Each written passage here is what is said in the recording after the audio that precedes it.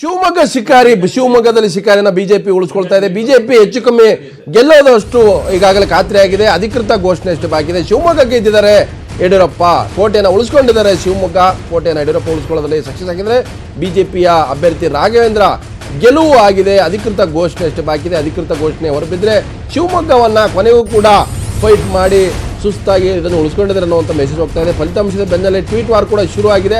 ಆದರೆ ಶಿವಮೊಗ್ಗದಲ್ಲಿ ಏನಾಗುತ್ತೆ ಅನ್ನುವಂಥ ಲೆಕ್ಕಾಚಾರ ಆರಂಭದಲ್ಲಿ 2-3-4 ರೌಂಡಲ್ಲಿ ಏನಾಗಿತ್ತು ಅಂದರೆ ಹಾವು ಏಣಿ ಆಟ ರೋಚಕವಾಗಿತ್ತು ಈ ಒಂದು ರಿಸಲ್ಟ್ ಅನ್ನುವಂಥದ್ದು. ಆರಂಭದಲ್ಲಿ ರಾಘವೇಂದ್ರ ಮುನ್ನಡೆ ಕೈಕೊಳ್ತಾರೆ, ನಂತರ ಮಧು ಬಂಗಾರಪ್ಪ ಲೀಡ್ ಪಡ್ಕೊಳ್ತಾರೆ, ನಂತರ ಮತ್ತೆ ರಾಘವೇಂದ್ರ ಮುನ್ನಡೆ ಬರ್ತಾರೆ. ಅಲ್ಲಿಂದ ಇಲ್ಲಿಯವರು ಕೂಡ ಸೊ ರಾಘವೇಂದ್ರ ವರ್ಸಸ್ ಮಧು ಬಂಗಾರಪ್ಪ ಮತ್ತೆ ಬಹಳ ದೊಡ್ಡ ಅಂತರ ಏನಿರಲಿಲ್ಲ. ತುಂಬ ಹಣಾಹಣಿ ಇತ್ತು, ತುಂಬ ರೋಚಕವಾಗಿತ್ತು.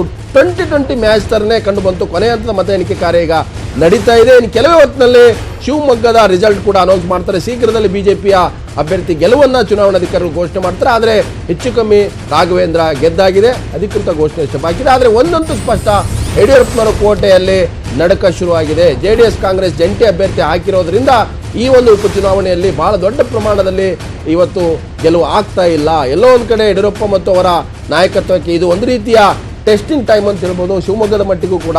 ಸೊ JDS ಕಾಂಗ್ರೆಸ್ ಏನಾದರೂ 2-3 ತಿಂಗಳು ಮೊದಲನೇ ಅಭ್ಯರ್ಥಿಯನ್ನು ಘೋಷಣೆ ಮಾಡಿದರೆ ಈ ಫಲಿತಾಂಶ ಇನ್ನೂ ಕೂಡ ಹೆಚ್ಚು ಕಮ್ಮಿ ಆಗಬಹುದಿತ್ತು ಅನ್ನುವಂಥದ್ದು. ಹಾಗಾಗಿನೇ ಇವತ್ತು ಈ ಒಂದು ಫಲಿತಾಂಶ ಕೂಡ ಬಿಜೆಪಿಗೆ ಹೊರಗಡೆ ಬಹಳ ಖುಷಿ ಇರ್ಬೋದು, ಆದರೆ ಒಳಗಡೆ ಅದು ಒಂದು ರೀತಿಯ ಡವಡವ ಆತ್ಮಾವಲೋಕನಕ್ಕೆ ದಾರಿ ಮಾಡಿಕೊಟ್ಟಂಥ ಒಂದು ಚುನಾವಣೆ ಅಂತ ಹೇಳ್ಬೋದು.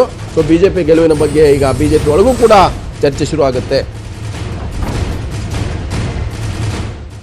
ನಾಗರಾಜ್ ಅವರೇ, ಶಿವಮೊಗ್ಗದ ಲೆಕ್ಕಾಚಾರದಲ್ಲಿ ಎಲ್ಲೋ ಒಂದು ಕಡೆ ಎಡವಟ್ ಆಯಿತು ಅಂತ. ಬಿಜೆಪಿಯ ಭದ್ರಕೋಟೆ, ಯಡಿಯೂರಪ್ಪನವರ ಭದ್ರಕೋಟೆ, ವಿಶೇಷವಾಗಿ ಯಡಿಯೂರಪ್ಪನವರು ಈ ನಿಮ್ಮ ದೇವೇಗೌಡರು, ಸಿದ್ದರಾಮಯ್ಯ, ಕುಮಾರಸ್ವಾಮಿ, DK ಶಿವ ಎಲ್ಲರೂ ಕೂಡ ಒಂದೇ ವೇದಿಕೆಯಲ್ಲಿ ಬಂದು ನಾವು ದಕ್ಷಿಣದ ಬಾಗಿಲು ಮುಚ್ತೀವಿ ಅಂತ ಘೋಷಣೆ ಮಾಡಿದ್ಮೇಲೆ ಕೂಡ ಯಡಿಯೂರಪ್ಪನವರು ಈ ಒಂದು ಕೋಟೆಯನ್ನು ಉಳಿಸ್ಕೊಳ್ಳೋದ್ರಲ್ಲಿ ಸಕ್ಸಸ್ ಆಗ್ತದೆ. ಬಹಳ ಪರಿಶ್ರಮ ಪಟ್ಟು ಈ ಸಣ್ಣ ಮಾರ್ಜಿನ್ ಬಂದಿದೆ. ನೀವು ಯೋಚನೆ ಮಾಡಿ ನೋಡಬೇಕು ದ ರಿಯಾಲಿಟೀಸ್. ಯಾಕಂದರೆ ನಾವು ಒಂದು ಪಾರ್ಟಿ ರೆಪ್ರೆಸೆಂಟ್ ಮಾಡೋದಕ್ಕೂ ರಿಯಾಲಿಟೀಸ್ನ ಯಾರೂ ಬದಲಾವಣೆ ಮಾಡೋಕ್ಕಾಗಲ್ಲ. ರಾಘವೇಂದ್ರ ಅವ್ರ ಕ್ಯಾಂಡಿಡೇಟ್ ಆಗಬೇಕು ಅಂತ ಹೇಳಿದವರು ಯಡಿಯೂರಪ್ಪ ರಾಜೀನಾಮೆ ಕೊಟ್ಟಿದ್ದ ದಿವಸನೇ ಅವ್ರ ಕ್ಯಾಂಡಿಡೇಟ್ ಅಂತ ಮಾಡಿ 4 ತಿಂಗಳು ಎಲ್ಲ ಬೂತ್ಗಳಲ್ಲಿ 10 ಬಾರಿ ಹೋಗಿ ಕ್ಯಾಂಪೇನ್ ಮಾಡಿ ಎಲ್ಲಾ ರೀತಿಯ ತಂತ್ರ ರಣತಂತ್ರಗಳೆಲ್ಲ ಮಾಡಿ ಪರಿಶ್ರಮ ಪಟ್ಟು ಸಣ್ಣ ಮಾರ್ಜಿನಲ್ಲಿ ಗೆದ್ದಿದ್ದಾರೆ. ಆದರೆ ಅದೇ ಕ್ಯಾಂಡಿಡೇಟ್, ನಮ್ಮ ಕ್ಯಾಂಡಿಡೇಟ್ ಮಧು ಬಂಗಾರಪ್ಪನವ್ರನ್ನ ಎರಡೂ ಪಕ್ಷಗಳು ಸೇರಿ ಒಂದು ಕ್ಯಾಂಡಿಡೇಟ್ ಮಾಡ್ತಾರೆ.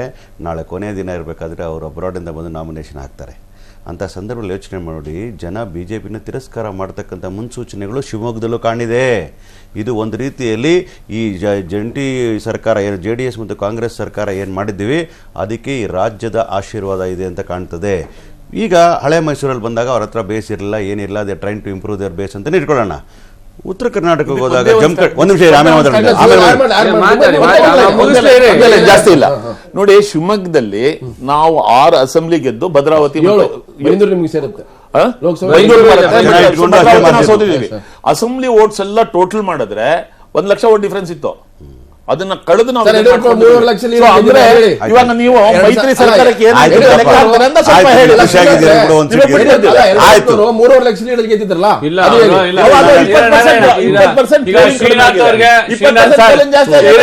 ಶ್ರೀನಾಥ್ ಅವ್ರಿಗೆ ನಿಮ್ಗೆ ಮತ್ತೆ ನಿಮ್ಮ ಪಕ್ಷಕ್ಕೆ ಯಡಿಯೂರಪ್ಪನವ್ರಿಗೆ ಇವತ್ತಿನ ಫಲಿತಾಂಶ ತೃಪ್ತಿ ತಂದಿದ್ರೆ ನಮ್ದೇನ್ ತಕರಾರಿಲ್ಲ. ನೀವು ಅದೇ ರೀತಿ ಮುಂದುವರಿರಿ, ಖುಷಿಯಾಗಿರಿ, ಇದೇ ರೀತಿ ಮುಂದುವರಿರಿ. ಇದ್ರಲ್ಲಿ ನಿಮ್ಗೆ ಅರ್ಥ ಆಗಿದ್ರೆ ನಂಗೆ ಸಂತೋಷ. ಯಾಕಂದ್ರೆ ಈಗ ಅರ್ಥಮೆಟಿಕ್ ಸಮ್ ಆಗೋಲ್ಲ. ಕಾಂಗ್ರೆಸ್ನವ್ರು ಎಲ್ಲಿದ್ದೀರಾ ಅನೈತಿಕ ಸಂಬಂಧ ಈ ರಾಜ್ಯದ ಜನ ತಿರಸ್ಕಾರ ಮಾಡ್ತಾರೆ. 6ನೇ ತಾರೀಕು ದೀಪಾವಳಿ ಹಬ್ಬ ನಾವು ಆಚರಣೆ ಮಾಡ್ತೀವಿ, ಸರ್ಕಾರ ಕುಸಿದು ಬೀಳ್ತದೆ, ಪತನ ಅಂತ ಹೇಳಲ್ಲ ಹೇಳಿದ್ರು ಸರ್. ಹೇಳ್ತೀನಿ ಒಂದು ನಿಮಿಷ ಯಾಕಂದ್ರೆ ಅವ್ರನ್ನ ಆಡ್ ಮಾಡಕ್ ಬಿಟ್ಬಿಟ್ಟೆ. ಸೆಂಟ್ರಲ್ ಆಡ್ ಮಾಡ್ಕೊಳ್ಳಿ, ಖುಷಿಯಾಗಿರ್ಲಿ. ಪಾಪ ಯಾರನ್ನೂ ಕೂಡ ನಾವು ಅಗೌರವಾಗಿ ರಾಜಕೀಯ ಅಂತಕ್ಕಂಥದ್ದು ಸ್ಪೋರ್ಟಿಂಗ್ ಆಗಿ ತಗೋಬೇಕಾಗ್ತದೆ. ಇದು ಅವರ ಫ್ರೆಂಡ್. ಸೋತಿದ ತಕ್ಷಣ ಅವ್ರ ಮೇಲೆ ದಬ್ಬಾಳಿಕೆ ಮಾಡಲ್ಲ Congress. Coming to the point ಅಂದ್ರೆ ಹಳೆ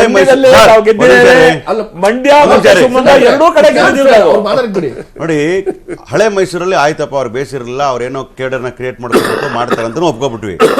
ಶಿವಮೊಗ್ಗದಲ್ಲಾಗ್ಲಿ ಬಳ್ಳಾರಿಯಾಗಲಿ ಅದು ಬೇರೆ ಕಥೆ ಇರಲಿ. ಪಾರ್ಲಿಮೆಂಟ್ ಅಸೆಂಬ್ಲಿ ಚುನಾವಣೆ ವಿಚಾರ ಬಂದಾಗ ಜಮಖಂಡಿ ಇದೆ ವೆರಿ ವೆರಿ ಇಂಪಾರ್ಟೆಂಟ್ ಮ್ಯಾಟರ್.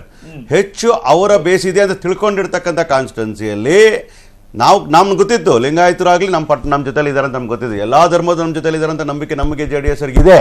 ಆ ನಂಬಿಕೆ ಅವ್ರಿಗೆ ಇರಲಿಲ್ಲ. ಅವ್ರು ಏನು ಅನ್ಕೊಂಡಿದ್ದಾರೆ, ಎಲ್ಲೋ ಒಂದ್ ಕಡೆ ಲಿಂಗಾಯತರು ತಿರಸ್ಕಾರ ಮಾಡ್ಬಿಡ್ತಾರೆ ಕಾಂಗ್ರೆಸ್ನ. ಇದು ಟೆಸ್ಟಿಂಗ್ ಡೋಸ್ ತರ ಇತ್ತಾ? ಅವರ ಅನಿಸಿಕೆಗಳು, ಅವ್ರ ಕ್ಯಾಂಪೇನ್ಗಳು ಯಾವ ರೀತಿ ಇತ್ತು ಅಂತಂದ್ರೆ 104, 105 ಆಗ್ಬಿಡ್ತದೆ. ಈಗಾಗಲೇ D K Shivakumar press conference ಹೇಳ್ತಾರೆ, ನಾವು ಗೆಲ್ಲೋದು ಗ್ಯಾರಂಟಿ, ನಾವು ಶಿವಮೊಗ್ಗ ಗೆಲ್ಲೋದು ಗ್ಯಾರಂಟಿ. ಸೋತಿದ್ರೆ ನಿಮ್ಮ ಟೋಟಲ್ ಟೆಸ್ಟ್ ಏನಿದೆ ಡೋಸು ಅದು ಚೇಂಜ್ ಆಗ್ತಿತ್ತು, ನಿಮ್ ಟ್ಯಾಬ್ಲೆಟ್ಸ್ ಚೇಂಜ್ ಆಗ್ತಿತ್ತು ನೆಕ್ಸ್ಟ್ ಅಲ್ವಾ? ಇಲ್ಲ, ನಮ್ಮ ಫಾರ್ಮುಲಾ ನನ್ನ ಕೆಮಿಸ್ಟ್ರಿ ವರ್ಕೌಟ್ ಜೊತೆಗೆ ಹೇಳ್ತಾ ಇದೀನಿ ಕೇಳಿ. ಯಾವ ಆಶೋತ್ತರಗಳನ್ನ ಇಟ್ಕೊಂಡು ನಾವು ಒಂದಾಗಿದೀವೋ ಅದು ಫಲಿಸ್ತಾ ಇದೆ ಇವತ್ತಿನ ದಿವಸ. ಇದು ಬಿಜೆಪಿಯವರು ಆತ್ಮಾವಲೋಕನ ಮಾಡಬೇಕಾಗಿದೆ. ಅವರು ಯಾವ್ದನ್ನ ಜಾತಿ ರಾಜಕಾರಣ ಮಾಡಕ್ ಹೋದ್ರು, ಪಾಪ ಡಿ ಕೆ ಶಿವಕುಮಾರ್ ಒಬ್ರು ನೇತೃತ್ವ ವಹಿಸ್ಕೊಂಡು ಕೆಲಸ ಮಾಡಕ್ ಹೋದ್ರ ಕನಕಪುರದ ಗೌಡ್ರು ಬಂದು ಜಾತಿ ರಾಜಕಾರಣ ಬಣ್ಣ ಕಟ್ಟಿದ್ರು. ಇದು ಒಪ್ಪಲ್ಲ ಜನ ಅಂತ. ಜಾತಿ ಧರ್ಮದ ಹೆಸರಿನಲ್ಲಿ ರಾಜಕಾರಣ ಮಾಡಿದ್ರೆ ಮತ ಕೊಡಲ್ಲ ಅಂತ ಅದು ಜನರ ತೀರ್ಮಾನ ಹೇಳ್ತಾನೆ ಯಡಿಯೂರಪ್ಪ.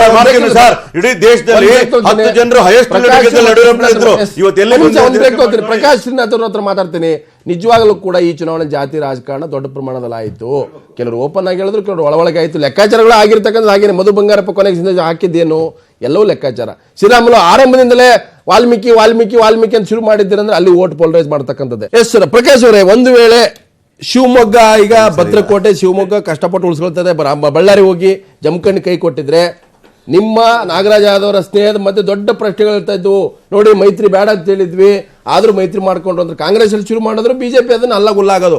ನಿಮಗೆ ಫಲಿತಾಂಶ ಮೈತ್ರಿ ಮಾಡ್ಕೊಂಡಿದ್ದಕ್ಕೆ ಪ್ಲಸ್ ಆಗಿರೋದ್ರಿಂದ ನೀವು ಮೈತ್ರಿ ಗಟ್ಟಿಯಾಗಿರುತ್ತೆ, ಸರ್ಕಾರ ಬೀಳಲ್ಲ, ಇವ್ರ ಅಗಲ್ಗನ್ಸ. ಖಂಡಿತ. ನಾವು ಈಗ ನಮ್ಮ ಉದ್ದೇಶನ ಅದಿದ್ದು ಅದಕ್ಕೆ ಇವತ್ತು ನಮ್ಮಿಬ್ಬರ ಒಂದು ಡಿಫ್ರೆನ್ಸ್ ಮಧ್ಯದಲ್ಲಿ ಬಿಜೆಪಿಗೆ ಲಾಭ ಆಗ್ತಕ್ಕಂಥದ್ದನ್ನ ಇಡೀ ತಪ್ಪಿಸ್ಬೇಕು. ದೇವೇಗೌಡರು ಹೇಳಿದ್ರು, ನಾನು ದಕ್ಷಿಣ ಭಾರತದಲ್ಲಿ ಬಿಜೆಪಿಯನ್ನ ಬಂದ್ ಮಾಡ್ತೇನೆ, ಹೆಬ್ಬಾಗಿಲನ್ನ ಕ್ಲೋಸ್ ಮಾಡ್ತಾನೆ. ಇವತ್ತು ದೇವೇಗೌಡರು ಸಾಹೇಬರು 58-60 ವರ್ಷ ರಾಜಕಾರಣ ಮಾಡ್ಕೊಂಡು ಬಂದು ಅವ್ರ ಅನುಭವದ ಮೇಲೆ ಮಾತಾಡ್ತಕ್ಕಂಥದ್ದು.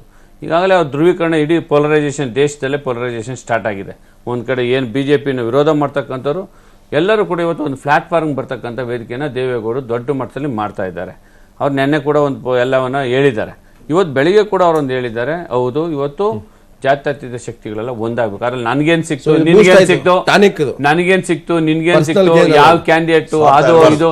ದೇವೇಗೌಡರು ಸಿದ್ದರಾಮಯ್ಯನವರು ಒಂದೇ ವೇದಿಕೆ ಮೇಲೆ ಒಂದೇ ವೇದಿಕೆ ಮೇಲೆ ಬರ್ತಕ್ಕಂಥ ಅಕ್ಕಪಕ್ಕದಲ್ಲಿ ಕೂತ್ಕೊಂಡು ಇವತ್ತು in the interest of this nation ನಾವಿಬ್ರು ಒಂದಾಗಿದ್ದೇವೆ, ದೇಶದ ಭವಿಷ್ಯಕ್ಕೋಸ್ಕರ ನಾವು ಒಂದಾಗಿದ್ದೇವೆ.